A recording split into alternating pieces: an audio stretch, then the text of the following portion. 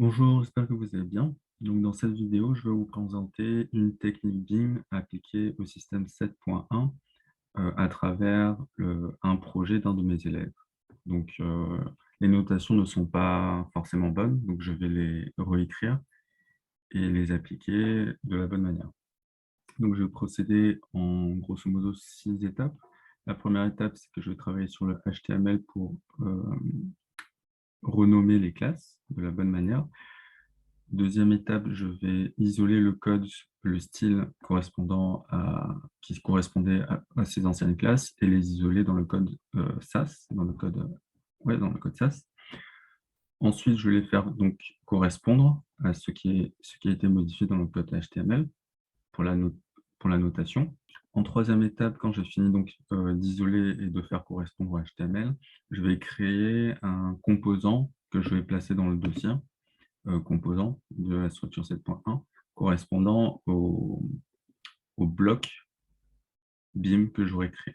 Donc, je vais déplacer le code du style dans ce fichier et je vais tout faire correspondre. Donc ça, c'est la troisième étape. La quatrième étape, dans ce nouveau fichier, je vais utiliser une snippet qui est là et que je vous ferai installer sur votre VS Code pour appliquer les fonctionnalités de SAS à travers votre composant BIM. En cinquième étape, je vous la ferai personnaliser, votre composant BIM. Et en sixième étape, je ferai des exemples de modifiers pour utiliser la customisation de votre composant BIM. Donc voilà, c'est y part pour la mise en pratique. Donc, je vais sélectionner un bloc que je vais traiter. Donc, je vais utiliser ce bloc-là. Donc, il y a un problème dans ce bloc. On voit que ici, c'est au pluriel, ici, c'est au singulier. Et il n'y a pas la notation BIM avec les doubles underscore ni les doubles tirets. Donc, moi, je vais privilégier le camel case pour la notation. Donc, j'exclus les tirets simples. Je fais de ce style-là, avec un majuscule, pour signaler l'espace ou le tiret, la séparation des mots. Et je vais bien garder toujours les mêmes termes. Donc, on a un bloc qui s'appelle stage apparemment. Ici, on va créer une classe qui va s'appeler donc stage titre. Et ici, il va s'appeler stage. Donc, ça correspond dans le code à cette partie-là. Ouais, le stage. Donc, fonctionnement, ouais, c'est ça. Et donc, ces éléments, ce sont des items. Donc, je vais écrire item ici. Et je vais l'appliquer à tous ces blocs-là. OK. Donc, à l'intérieur, on a d'autres éléments. Donc, on aura le bouton et le nombre. Donc, je vais donc garder ma structure comme ça et je vais juste rajouter, donc là, c'est le nombre NBR. Donc, j'essaie le moins possible de changer ce qui a été fait par, si c'était moi qui l'avais fait, de moins modifier ce que j'avais fait. Et si c'est le travail d'un autre, comme en l'occurrence, de ne pas trop modifier ce que lui il a fait. Donc, j'ai ici le nombre et là le bouton. J'utilise mon camel case, btn. Non, c'est pas ça que je voulais faire. Tac. OK, donc j'ai un bloc, j'ai un élément titre, un élément item. Dedans aussi, j'ai des éléments donc NBR, BTN. Et voilà, grosso modo, c'est ça. Donc ça, c'est la première étape. Deuxième étape, je vais isoler le code. Donc ça correspond à stage. OK. Donc je prends la classe. Donc, je regarde où elle finit. Là. Je la prends. Je la copie. Je la colle. Je commente l'ancienne version de ce script. Enfin, de ce style. Je ne me suis pas trompé. Ouais, c'est bon. Okay. Je sauvegarde pour vérifier que j'ai toujours la même chose. Bon, on ne voit plus rien parce que j'ai modifié les noms des classes. Et donc maintenant, mon travail, c'est de faire en sorte que tout fonctionne bien. Donc le H3, c'est un titre. Après, on a un item et ainsi de suite, comme je l'ai montré tout à l'heure. Donc ici, j'utilise la fonctionnalité de l'esperluette du et commercial de SAS pour continuer la notation des classes BIM. Donc là, j'ai titre. Donc le stage qui était un div, ça devient un item. Item. Donc le NB, lui, il devient un item NB. Donc NB, comme ça. Et enfin, il y a le button qui est comme ça. Alors, button, voilà. Voilà, tout simplement. OK. Donc si je sauvegarde, ouais, il faut lancer le script. Donc ça, c'est npm run start parce que mon script package.json, mon fichier package.json, il a bien un script qui s'appelle start et qui fait ça. Et moi, j'ai un raccourci qui fait npm run start avec ns. OK. Donc, c'est bien codé et le bouton, il ne marche pas. On va l'inspecter pourquoi. Donc, P, il n'a pas sa règle. Moi, ce que j'aimerais bien, c'est avoir le item NB. Donc, je vais regarder dans ce qui a été compilé. Je fais une recherche avec NB comme ça. Et je dois trouver ça. Donc, je le trouve bien. Donc, j'ai bien mon stage NB. Sauf que là, j'ai NBA. Donc, c'est sûr que ça ne va pas marcher. Si je rajoute mon petit R. Non, je vais enlever plutôt le R ici. Voilà. OK, donc ça fonctionne bien. Je repars sur mon SAS. OK, donc j'ai bien fait correspondre à mon HTML. Donc, je passe à la troisième étape. Donc, j'ai un fichier qui regroupe l'ensemble des fichiers de mon système 7.1 et je dois rajouter le fichier qui va accueillir mon nouveau composant. Mon nouveau composant, c'est une liste. C'est un composant de liste. Donc, moi, je vais créer un fichier qui va s'appeler. Donc, je le crée dans les composants. Donc, il va s'appeler, ça va être, en fait, je vais créer un dossier de liste. Et il va s'appeler fonctionnement. Il va s'appeler stages. Pour pas me compliquer la vie. OK, donc je crée maintenant ce fichier ici. Donc, dans liste, stages.scss, l'extension. Et j'exporte, enfin, je déplace ce code ici. Je sauvegarde, je vérifie que tout fonctionne bien. Je sauvegarde ici. Donc, il me dit qu'il y a une erreur variable primary color n'est pas connue là-bas. Donc, il faut bien faire attention à toute son architecture. Donc, c'est vu que index, il est appelé après main. Donc, du coup, si je mets ce fichier dans components et que components il est appelé au sein de main et que après je définis ça, du coup, ce fichier stage qui est donc dedans ne pourra pas avoir accès à ça. Donc, il faut en fait que ça se soit déclaré au sein de cette architecture et surtout avant ça. Donc, en gros, moi, je le mets soit là, dans templates, soit là, comme ce sont des variables. Mais je le mets dans templates. Donc, thème, templates, et je le mets là. OK, donc si je sauvegarde, ça devrait bien fonctionner. Donc, ça reste pareil. Donc ça, j'ai fait la troisième étape où j'isole mon code dans un fichier à part. Et maintenant, je vais utiliser un snippet pour appliquer les fonctionnalités de SAS à mon nouveau composant BIM. Donc, je vais vous le faire installer. Je le mets en dessous de la vidéo, ce fichier. Vous devrez faire comme ça. Donc je ne vais pas le couper, je vais juste le copier. Et si vous faites CTRL-SHIFT-P pour la palette de commandes, vous tapez Snippets, il va vous sortir cette option-là. Donc là, vous pouvez choisir des codes. C'est pour créer les snippets, en fait. Donc, soit vous choisissez pour tout type de fichier, tout type d'extension, soit vous choisissez un fichier en particulier. Je sauvegarde. Donc, si vous ne l'avez pas créé, vous pouvez le créer en tapant sur New Global Snippet ou New Snippet File for Your Project. Donc, si vous tapez sur ça, on vous demande d'entrer le nom du nouveau fichier. Moi, je l'ai déjà. Donc, je ne vais pas faire ça. Je vais utiliser SAS. Vous pouvez mettre le nom que vous voulez, hein, ça n'a pas d'importance. Et je vais coller mes snippets. Donc, je vais faire en sorte que ce soit bien indenté. OK. Et je vais pouvoir utiliser mes snippets. Donc, juste pour expliquer les snippets que j'ai, j'en ai combien? J'en ai un certain nombre. Bon, ceux-là, ils ne sont pas très utiles. C'est pour la présentation de la page. Pour le concernant BIM, c'est celui-là.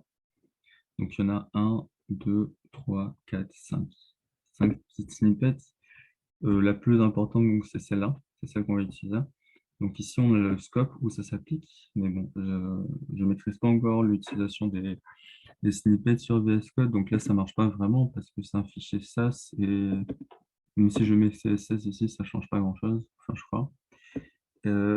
Et là, c'est les raccourcis de caractères que j'utilise pour générer la snippet. Donc la snippet, elle est dans la propriété body. Et ça correspond à tout ça. Donc en tapant BEM, que ce soit en majuscule ou en minuscule, ou BGB, ça va me sortir cette snippet. Donc je repars dans mon fichier. Je le mets tout en haut, ma snippet. Et je l'appelle, attends, je vais tout indenter. OK. Donc je l'appelle comme ça. Donc il y avait BGB aussi. Pareil. Donc BIM base. Il me génère tout ça. Donc, qu'est-ce que j'ai dedans? Donc, les snippets, elles ont des fonctionnalités qui permettent d'éditer automatiquement la snippet. Donc, après, j'explique la snippet. Donc, le bloc qui s'appelle stage. Hein. J'ai un bloc qui s'appelle stage. Donc, c'est le bloc name. Après, j'appuie sur tabulation. Je vais éditer. Donc, j'ai plusieurs éléments. J'ai titre, item, item NB et item BTN. Donc, les types principaux, c'est titre et item. Et après, j'ai des titres qui vont être à l'intérieur d'un autre élément. Donc, c'est item NB et item BTN. Donc, pour l'instant, j'ai titre, tabulation. Après, j'ai item, tabulation. Donc, je vais créer maintenant, donc je déplace ça vers le haut pour être à l'intérieur de item. Et je décommente. J'ai tabulation. Et je crois que c'est fini. J'arrive à la fin de ma snippet. OK. Donc, ça, c'est pour générer... Donc, maintenant, je présente ma snippet. Donc ça, c'est le code que j'ai extrait du CSS, SCSS.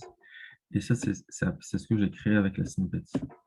Donc, ma snippet, elle recrée donc cette extension. Et elle inclut une mixin qui correspond donc à mon bloc qui porte le même nom. Tout porte le même nom pour pas que ça soit confus. Donc, cette mixin, elle est là. Cette mixin va faire appel à... Pourquoi il y a une faute là? Semicolon expected.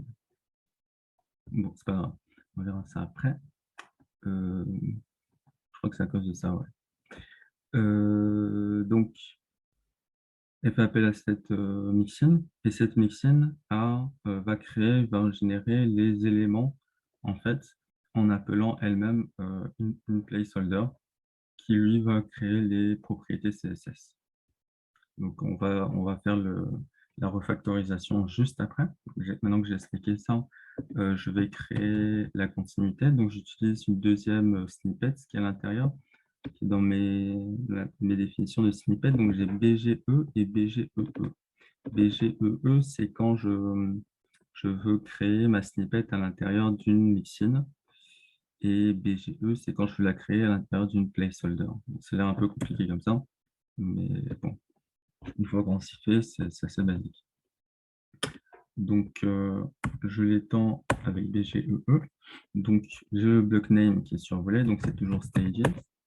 Après, je suis dans item. Donc là, il me propose de mettre un nom intermédiaire. Donc, je vais...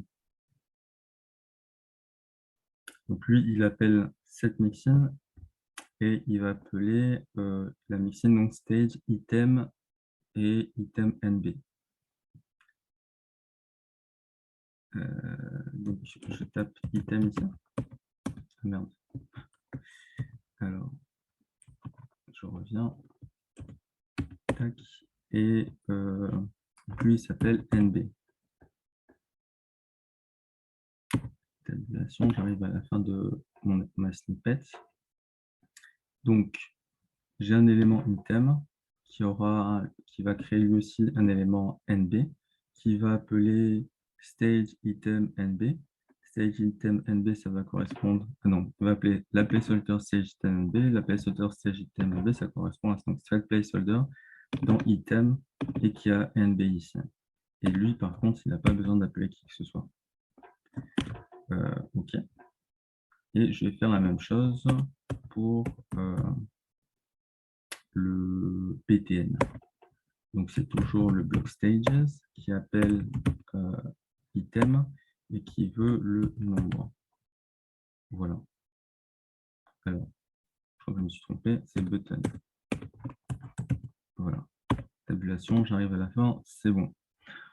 Donc, maintenant que j'ai bien fait matcher mon bloc avec ma snippet, je vais refactoriser tout le code. Donc, je commence à la base de mon bloc. Donc, toutes les classes, toutes les propriétés CSS qui sont à la base, je vais les transférer dans la snippet. Donc, je les mets à la base de la snippet stages, parce qu'ils étaient à la base de mon composant stage.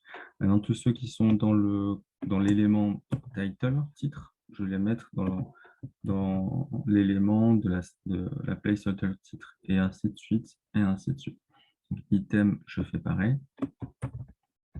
Je le mets dans item ici. NB, donc je vais prendre tout ça. Je vais mettre dans la placeholder sous NB. Sauf que là, je n'ai pas créé pour le BTN, donc je vais juste faire et BTN. Et donc, je vais récupérer le code qui est dans BTN. Il finit là. Donc, je prends tout ça et je le mets dans BTN. Donc, là, si je sauvegarde, tout devrait bien fonctionner. Ce n'est pas le cas. Donc, il me dit Extended Optional, il ne trouve pas cette placeholder. Donc, à la ligne 91, ici, il ne la trouve pas. Donc, item BTN. C'est sûr qu'à l'intérieur de NB, ça ne va pas le faire. C'est à l'intérieur de item, donc je le déplace d'un cran pour qu'il soit enfant de item. Donc là, ça devrait y aller. Ok, donc on a bien le même résultat. Donc ça fonctionne bien. Donc ça, c'était la quatrième étape. Créer la snippet et la factoriser à l'intérieur. Donc maintenant, il faut la personnaliser. Enfin, il faut la rendre customisable. Donc ici, à l'intérieur, donc ça, je peux le supprimer déjà, qui était le code à la base que j'ai tout factorisé. Donc ici, c'est donc la nouvelle classe qui sort de la snippet, qui correspond à celle-là. Et j'appelle une mixine, et donc il y a des paramètres que je peux rajouter. Donc si on regarde la mixine, elle a, dans ses paramètres, elle a une variable param qui est définie à stages, et un paramètre qui s'appelle comme ça. Exemple param for beam component variable.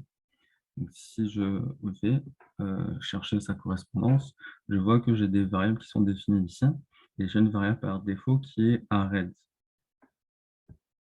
Donc, ça veut dire que cette variable, je peux l'utiliser quand je veux.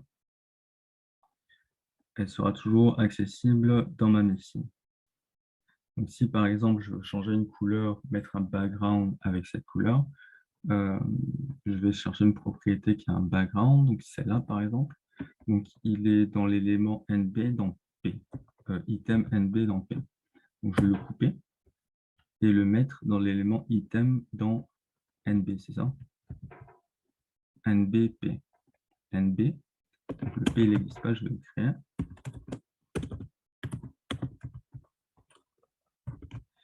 Et là, je peux dire que je vais utiliser cette variable. Du coup, ça va être rouge.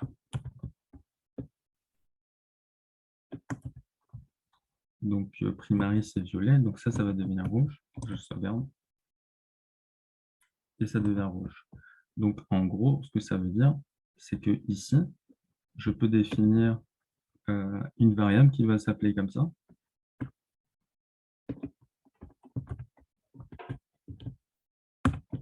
Et de définir la couleur que je veux. Gold, par exemple. Et du coup, ça va être en doré. Donc, en appelant ma mixine, je pourrais tout modifier. Donc là, c'est un nom de variable avec un nom explicite, mais vous pouvez donner des noms de variables complètement implicites. Donc là, par exemple, je vais tout sélectionner de ces noms-là et je vais les changer en BG pour background. Donc ma mixine aura une variable background qui pourra être totalement customisable. Donc quand on regarde background, c'est mapgate de stage à la valeur BG. Donc, si on regarde la variable stages, elle est définie ici. Donc, elle appelle une fonction avec une map en paramètres qui a pour clé BG à red. La fonction, elle ne fait rien du tout. Elle renvoie la même variable, la même valeur. Donc, ici, stage, il reçoit la valeur qu'il a donnée à la fonction. On peut modifier la fonction. C'est juste pour avoir un template. On peut faire des conditions pour modifier certaines valeurs et tout ça. Donc, ma variable stage, qui est ici, contient une clé BG que je récupère en faisant un mapgate de stage à la valeur BG. Mapgate de stage à la valeur BG, j'obtiens red. Sauf que quand j'appelle ma mixine, je définis moi BG et je le mets à gold. Du coup, dans ma mixine, s'il y avait d'autres paramètres, par exemple, je ne sais pas, color à red aussi,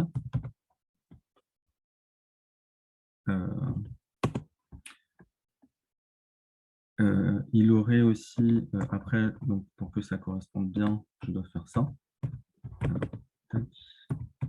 Color. Du coup, lui, il cherche toujours dans stage cette valeur. Et quand moi, j'appelle ma machine avec BG, il va remplacer juste BG par la valeur que je lui ai donnée et il va garder red. Il va garder red. Donc, par exemple, si je cherche une couleur, color, donc c'est toujours dans la même propriété, je coupe et je le colle donc dans P, ici. Et donc, du coup, je lui mets $color, parce que c'est ce $color. Et je n'oublie pas le point virgule ici. Et que je sauvegarde. Du coup, le texte de mon numéro sera en rouge parce que je le définis ici, mais je ne l'ai pas écrasé dans mon appel. Si je veux l'écraser, je peux le faire. Je mets $color à purple. Du coup, le texte va être en violet parce qu'il l'aura écrasé. Donc, ainsi, je peux customiser mon petit bloc bin. Donc, si par exemple, je suis sur un autre projet, mais que j'avais un ancien projet et que je veux réutiliser cette mixine, mais donc je n'ai pas tout ce fichier, mais j'ai un autre fichier qui fait appel à ce fichier, je pourrais créer une mixine qui s'appelle tac tac tac. Je ferai cet appel-là ici, je reviens à mon état initial où j'ai mes valeurs par défaut. Donc là, j'ai toujours mon block stages, mais avec les valeurs par défaut de red. Donc il aurait red ici. Du coup, pour que ça soit visible par défaut, je mets gold. Qu'est-ce que je voulais dire? Donc maintenant, je vais essayer d'appliquer on dit que je suis sur un nouveau projet. C'est cette classe-là qui va utiliser mon ancien block Beam que j'avais créé dans un ancien projet, mais que je veux personnaliser du coup avec certaines variables. Donc du coup, tout ce que j'ai à faire pour appliquer ce nouveau composant, c'est changer le nom de mon composant par le nouveau nom du composant que j'ai. Donc si je fais ça, je vais me retrouver avec le fond en customisé que j'aurai déjà, comme ça. Donc voilà, c'est ça l'utilité enfin. Ok, donc je vais faire un deuxième exemple pour que tout ça soit bien parlant. Donc, je reviens ici parce que c'est un peu dégueulasse seulement. Et je vais faire un truc compliqué. Je vais faire celui-là. Alors, donc on a une classe restaurant. Donc première étape, on analyse le code de base qu'on a. Donc j'ai restaurant, j'ai un titre, j'ai un wrapper qui a un wrapper qui a un wrapper qui est lui aussi un autre wrapper. Ouais, j'adore les codes comme ça, mais on va essayer d'arranger tout ça. Ici, j'ai un restaurant sans S. Donc, je fais en sorte que tout ça, ça marche bien. Donc, ce wrapper qui contient wrapper qui contient wrapper, on ne va pas trop s'en charger.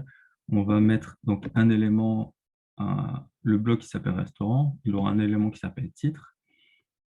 Il aura, on va dire, un élément qui s'appelle wrapper et un autre élément qui va s'appeler item.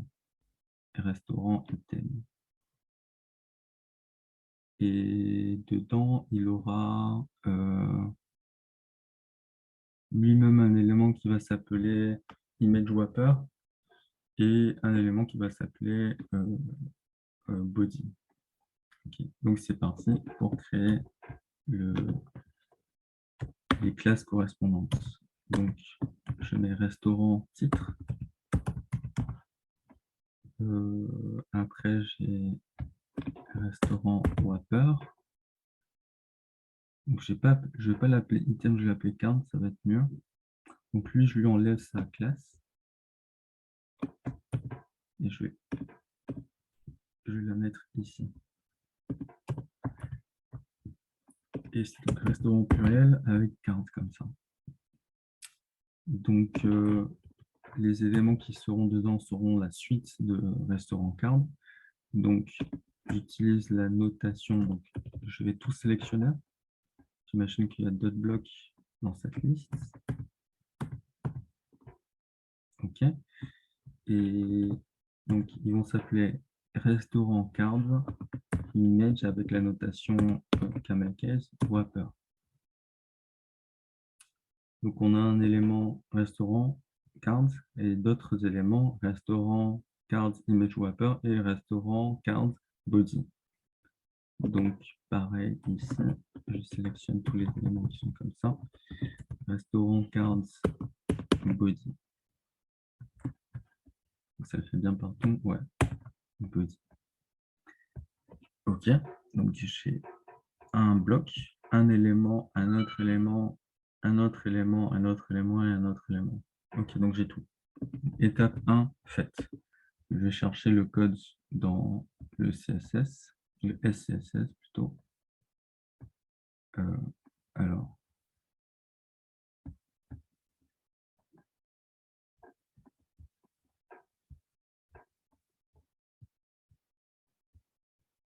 ok, restaurant. Je regarde où il finit. Ok, il finit là. Je prends de là à là. Je copie, je vais au-dessus, je le colle et je mets en commentaire l'ancienne version qui finissait, je vais vérifier pour être sûr, qui finissait donc là.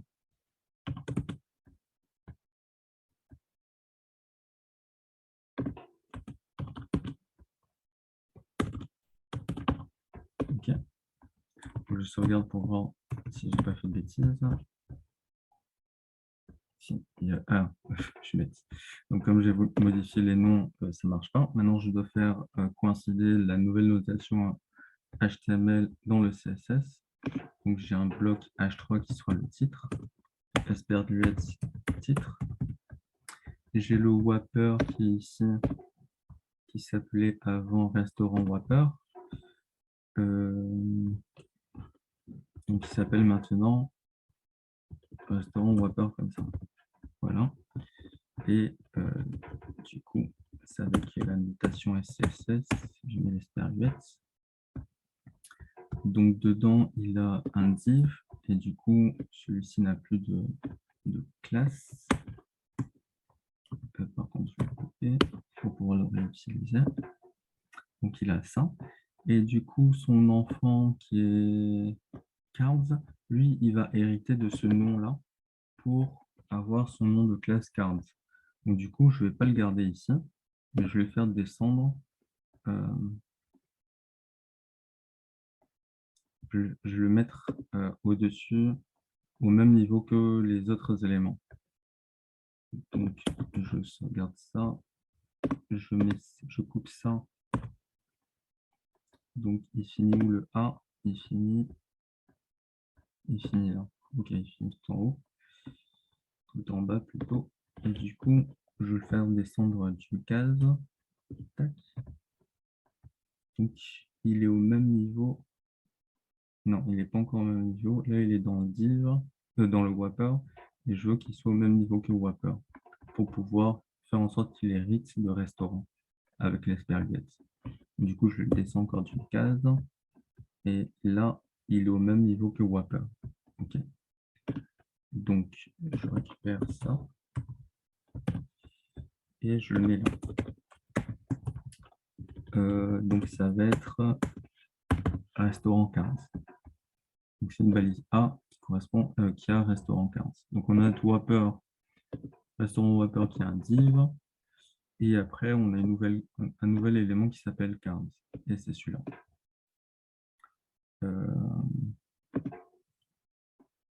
À l'intérieur, il a un élément qui s'appelle card wrapper, image wrapper. Donc, ça va être restaurant underscore card image wrapper. Donc, ça va être lui. Je mets esperluette image wrapper. Image wrapper. OK. Et on a un restaurant card body.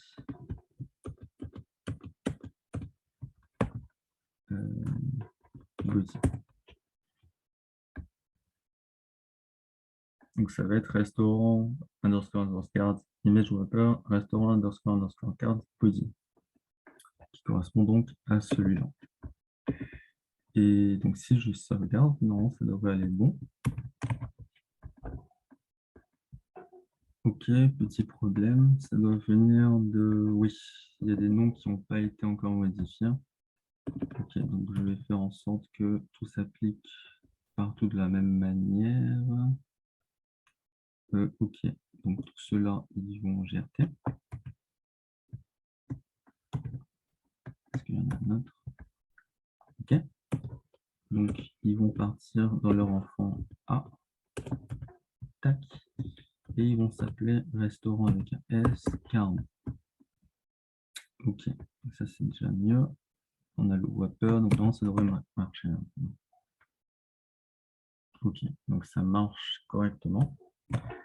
Ok, donc ça c'est la deuxième étape. Maintenant, on va créer notre fichier ici. Donc, c'est des éléments particuliers parce qu'en général, ça, c'est des données qui vont vers une autre page et donc qui sont basées sur une base de données. On fait une liste d'éléments qui vont avoir d'autres informations qu'on va cliquer dessus. Donc, je vais leur donner un autre nom que list. Je vais dire listing. Parce que ça, c'est une liste basique ici. Comme un UL ou des trucs comme ça. Mais là aussi, ça pourrait être un UL, mais ça vient d'un modèle qui donne, surtout qui donne vers une autre page. Ça ne donne pas vers une autre page. Du coup, Ouais, je donne un autre. Donc là, il s'appelle restaurant, ce bloc, avec un S. OK. Donc maintenant, je vais créer ce fichier restaurant. Donc listings slash restaurant.sss. Je vais couper mon code et le mettre là-bas pour finir l'étape 3. OK, j'indente tout ça. Je vais tout en haut et je crée ma petite snippet. Donc le bloc qui s'appelle restaurant. On a un élément qui s'appelle titre. On a un autre élément qui s'appelle card. Et on a des éléments qui vont être à l'intérieur de card. Donc,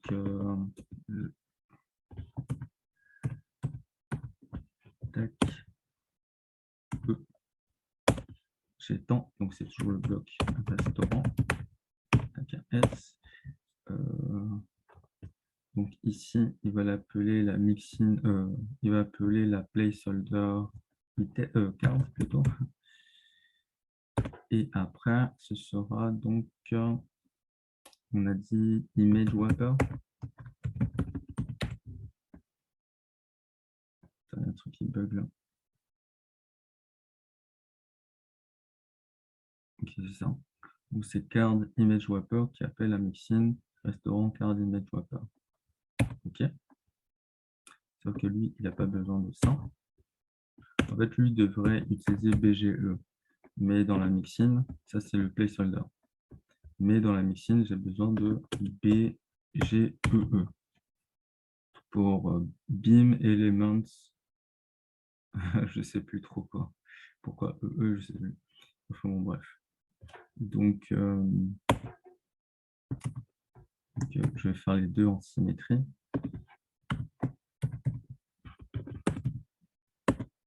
Donc, c'est toujours le bloc restaurant. Je vais utiliser card et pour le body. Ok, donc lui, il n'a pas besoin de ça. Ok. Donc, ça correspond à restaurant card image wrapper, restaurant card body. C'est bien ce que je veux dans mon HTML. Restaurant card image wrapper, restaurant card body. Ok, donc si je sauvegarde, ça ne va pas faire de changement parce que mon bloc il est toujours là. Je vais refactoriser pour finir l'étape 4. Ouais, c'est ça. L'étape 3, c'était créer le fichier dans main et coller en fait et transférer du SCSS, du index à son composant bien particulier. Donc, je coupe les propriétés CSS de la racine du bloc pour les mettre dans la racine de la placeholder. Et je fais ça pour tous les éléments aussi.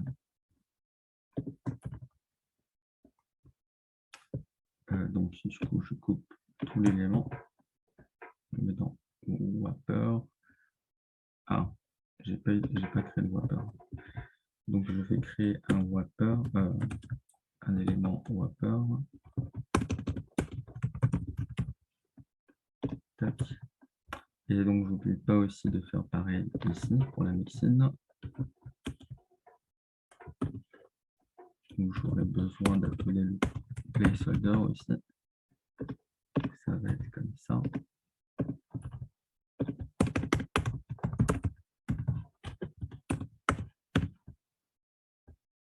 Ok. Donc ça c'est le wrapper. Maintenant j'ai la card. Donc je vais commencer par les sous-éléments. Donc j'ai le body. Il commence là, il finit là. Je le mets là. Après j'ai image wrapper. Il commence là, il finit là. Je le mets dans le placeholder pour l'image wrapper. Je fais une petite séparation pour que ça se voit. Et enfin, j'ai la racine de cet élément lui-même. que je vais mettre donc la racine de cet élément lui-même. Ok, donc si je sauvegarde, ça devrait être pareil. Ça n'a pas bougé. Ok, c'est très bien. Donc ça, c'est la fin de l'étape 4. Je peux supprimer ces trucs. Tac. Et il s'agit de personnaliser maintenant, de définir les éléments qu'on veut rendre customisables. Donc en général, c'est les bordures, la couleur de fond, la couleur de texte, des choses comme ça. Donc, si je veux changer la couleur de fond, on s'imagine que le Wapper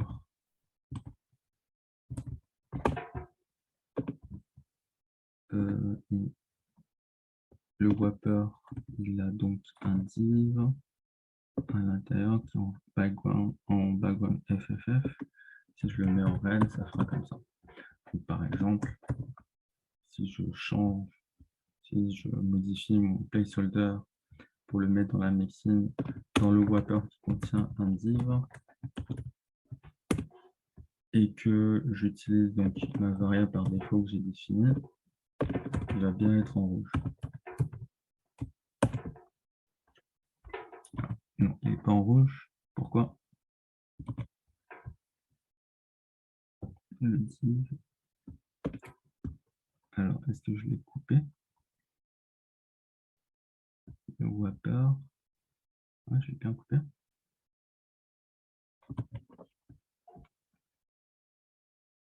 Il ne voit pas. Lui, à la ligne index. Ah, j'ai pas sauvegardé. Ok. Ok. En fait, lui, il était toujours dans cette version-là, avec le bloc.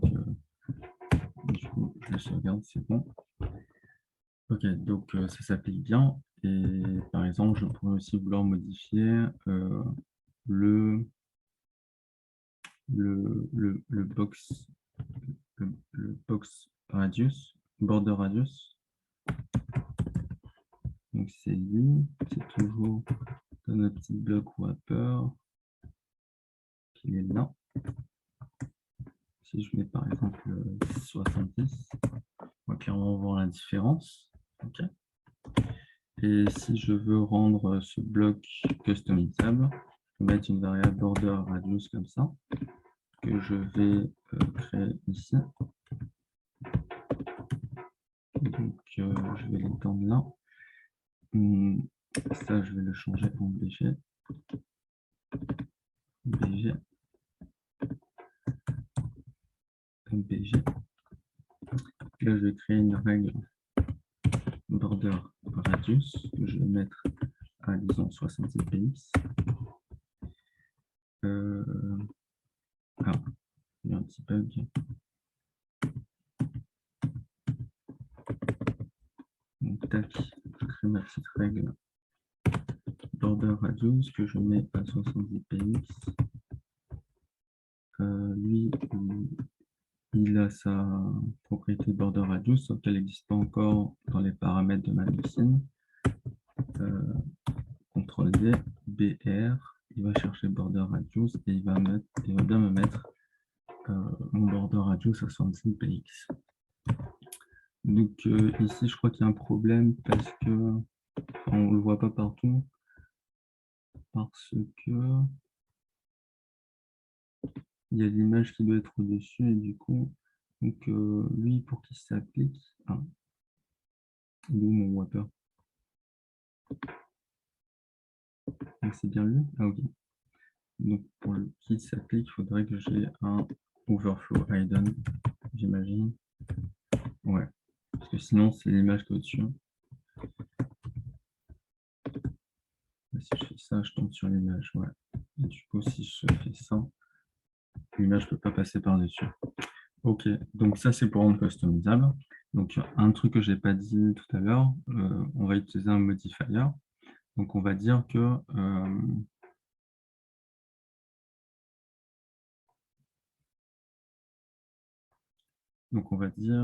ça, par exemple, ça fait l'objet d'un modifier.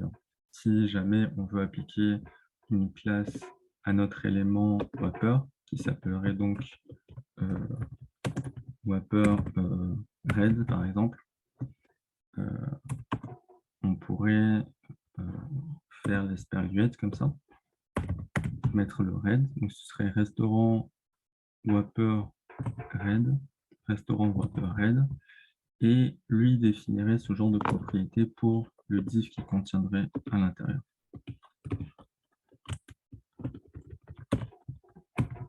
Du coup, là, ça ne va pas s'appliquer.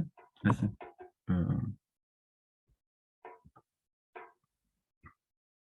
Oui, ça s'applique parce que j'ai mis la règle, justement. Et si je ne mets pas la règle, du coup, ça ne s'applique pas. On n'a plus notre border radius. Pourquoi? Parce que je l'ai enlevé d'ici. En fait, il faut peut-être pas l'enlever. Il faut peut-être le garder pour l'écraser par la suite, parce qu'on appelle en fait notre placeholder et après on définit de nouvelles variables. Donc celles qui viennent après vont écraser celles qui sont définies dans le placeholder. Donc en fait, ouais, j'aurais peut-être pas dû les effacer. Je reviens en arrière jusqu'à E.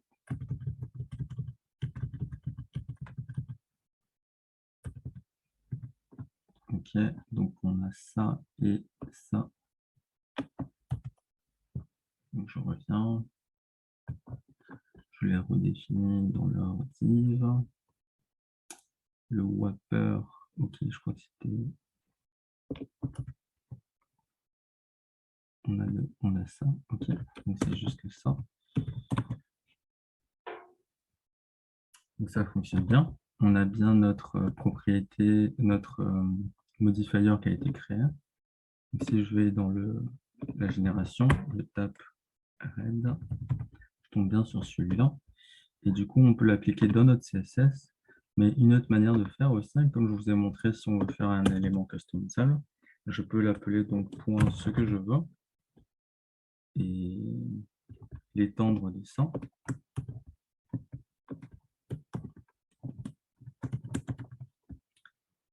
Et utiliser par exemple au over,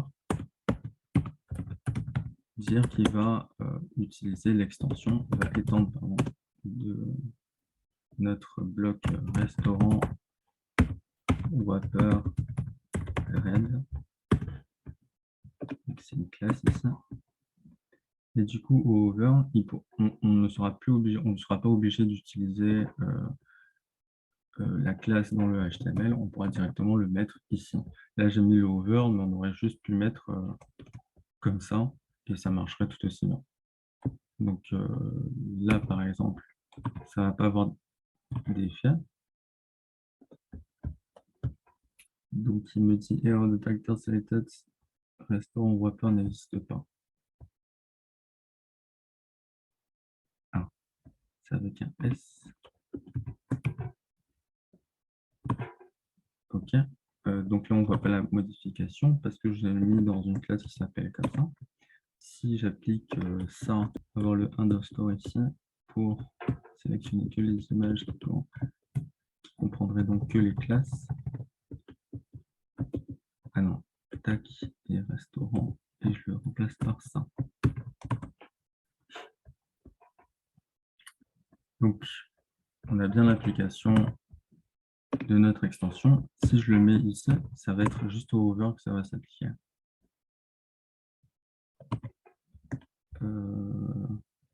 Donc là, il s'applique à tout le composant.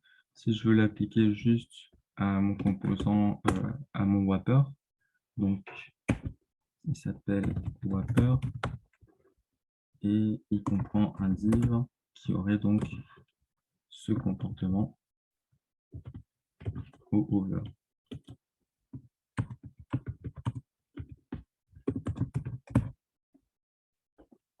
Comment? Non, ça ne marche pas. Si j'inspecte et que je tape II over. Ah, ok, ouais, c'est vrai. Donc il étend le nom, il met over et lui il va étendre etc. Donc c'est pas bon. Donc je reviens un peu avant. Et en fait, je veux appliquer mon over sur le Whopper.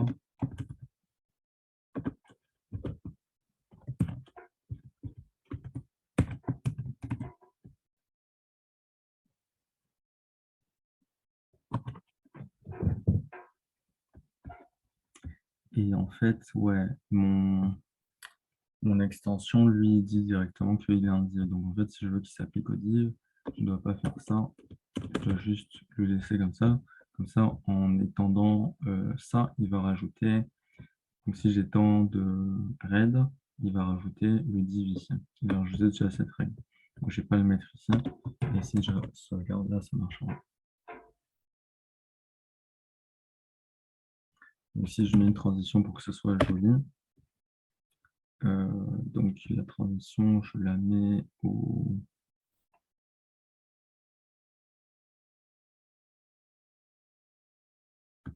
Je la mettrai là-bas. Div wrapper. Transition all à 0 à 1 seconde, on va dire. Donc voilà. Voilà comment on fait ce genre de refactorisation. Donc à la fin, votre fichier SCSS il sera tout commenté. Vous pourrez tout supprimer, tout ce qui est à la racine, quand vous aurez tout refactorisé comme ça. Et à la fin, vous aurez un code vraiment propre et précis. Donc une autre chose que je voulais rajouter, donc dans Base, il y a certains fichiers. Donc Normalize, on l'a déjà vu, c'est le fichier qu'il y avait dans P2 que vous deviez télécharger sur Internet pour appliquer des règles de base. Donc celui-là, vous n'y touchez pas, mais vous avez votre propre fichier qui s'appelle base comme ça, où vous pouvez faire les mêmes types de réinitialisation de balises à votre sauce, quoi. Donc en général, les balises qu'on modifie, c'est UL, SAR, OL, pour empêcher, par exemple, de laisser une marge et un padding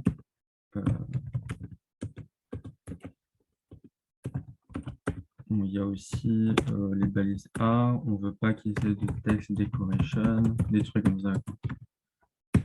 Donc vous pouvez faire ça, c'est utile. La typographie, donc, comme son nom l'indique, vous téléchargez vos fonts, vos polices de caractères. Vous pouvez aussi définir des classes pour titre principal, main title, où vous mettez le font size, je sais pas, hein, de EM, vous mettez le font weight aussi, vous définissez en fait comment il devrait se comporter. Si par exemple il devrait avoir un background, un red, une couleur bien particulière, un green, et ainsi de suite, et ainsi de suite. Bon, on peut le mettre là ou on peut le mettre dans thème. En fait, thème, c'est un peu un fichier qui peut remplacer pas mal d'autres fichiers, templates plutôt. Et donc, c'est plusieurs politiques. De toute façon, dans le fichier main.scss, template, il se retrouve là, et la plupart des autres fichiers, ils sont quand même bien en avant, avant les composants, les layouts et tout ça. Donc, en parlant des layouts, ça c'est fini pour base. Build, c'est quand on génère le code. Component, on vient de le voir. Après, il y a page et layout. Donc, layout, en général, c'est les headers, les footers, les mains et tout ça. Donc, c'est toute page confondue. Donc, on pourra avoir un header dans notre page d'accueil qui s'appellerait comme ça et qui aurait certaines propriétés avec un background bien particulier. Et ainsi de suite, et ainsi de suite. Ou par exemple, une fonte famille bien particulière. Ou par exemple, des titres qui seraient avec une fonte famille bien particulière.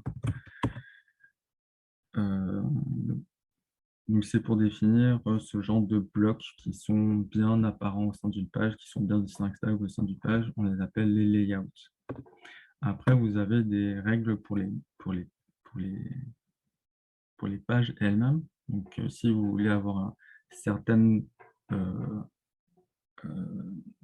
propriétés bien distinguables sur vos pages, vous pouvez les définir ici. Bon, à la fin, quand vous compilez votre code, tout se retrouve sur le même fichier, mais c'est pour l'organisation. Quand vous avez des modifications à faire sur une page, vous savez très bien que ce sera sur ce fichier-là, même si tout se retrouve sur le même fichier sorti index.css ou style.css, vous savez que dans le code SCSS, dans votre structure 7.1, vous avez défini vos règles à des endroits bien particuliers. Vous n'aurez pas à les fouiller un peu partout. Donc, si vous avez des règles qui se partagent sur toutes les pages, vous pouvez aussi les mettre dans all.sss. Voilà. Pour les mixins, moi j'ai des mixins bien particulières que je n'ai pas pu vous partager dans le projet. Ah, mais ça, c'est le projet de Laurent. Mais j'ai des mixins bien particulières, mais bon, je crois que celles-là, elles ne sont pas fonctionnelles pour les breakouts, comment dire, les breakpoints. Mais bon, donc voilà, vous pouvez définir si vous chopez des fonctions utiles sur Internet en faisant des recherches, vous pouvez les définir ici, et de projet en projet, les avoir accessibles pour vous. Vous pouvez définir des placeholders et des extensions. Donc les placeholders, je vous rappelle, c'est avec un pourcentage. La différence entre un placeholder et une extension, c'est que si la placeholder n'est pas utilisée, n'a jamais été étendue, elle ne va pas apparaître dans le script CSS de sortie. Si elle a déjà été utilisée, elle va apparaître au moins une fois quelque part. Donc, par exemple, si je mets color red ici et que je mets color purple, disons, ici, on va voir que le code généré pour KJDS, il va comprendre la règle, mais on ne va pas avoir de truc pour... là, j'ai qu'un seul résultat pour ça. Par contre, si je fais tac, tac, tac, extend de pourcentage KJDS, du coup, on va le voir apparaître. Mais on va le voir apparaître ici. Il ne va pas avoir son propre nom en sortie. Donc, c'est la différence entre une placeholder et une extension basique. Ok, donc je crois que j'ai tout expliqué sur la structure 7.1. On peut avoir des vendors aussi, qui sont, si on veut utiliser Bootstrap au sein de notre projet, utiliser certaines propriétés de Bootstrap, on peut les utiliser dedans. Bon, moi, je l'ai supprimé parce qu'il est interdit dans le P3, mais il y a un 7e de C qui s'appelle Vendor, qui permet d'intégrer des frameworks extérieurs, terces. Voilà, voilà, voilà, voilà, voilà. Donc après, vous pouvez avoir plusieurs fichiers ici, à la racine de votre dossier 7.1. Donc, moi, j'ai un dossier style qui peut être utilisé par des personnes à l'extérieur de votre projet, qui vont avoir donc le projet, le fichier main.sss d'emblée, et vos propres modifications à vous, si jamais vous avez fait des modifications, et ils pourront les utiliser dans un fichier qui leur seront dédiés. Mais vous, en tant que main développeur, vous coderez toujours sur index.sss. Il n'était pas censé être tout commandé, ça. Ok, donc voilà. Donc voilà, voilà.